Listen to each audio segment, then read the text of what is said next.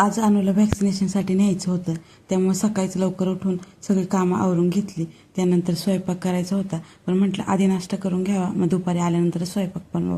पोहे बनवले, चहा बनवला, ते खाऊन मग आवरायला घेतलं. आंघोळ घालून घेतली. म्हटलं याला आंघोळ घालून थोडा वेळ झोपवलं ना, म्हणजे जास्त त्रास देणार नाही. आणि रडत पण होती ती सारखी सारखी. त्यानंतर मग कपडे धुवून घेतले, आंघोळ पण करून घेतली आणि मग माझं पण आवरून घेतलं. आता आवरून तयार 6 वाजता आम्ही सकाळी निघलो होतं.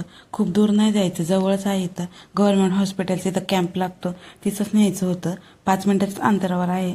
जाईपर्यंत मला काय वाटलं नाही, पण तिथे गेल्यानंतर अचानकच भीती वाटायला लागली. कारण या आधीचे व्हॅक्सिन जेव्हा दिले तेव्हा माझी मम्मी माझ्यासोबत होती, तेव्हा मला काय वाटत नव्हतं. व्हॅक्सिन देताना तर थोडी रडली ती, नंतर तिला थोडा ताप पण आला होता. मग औषध दिलं, तिला थोडं खेळवलं, मग झोळीमध्ये टाकलं आणि थोड्या वेळ झोका दिला, मग ती झोपली.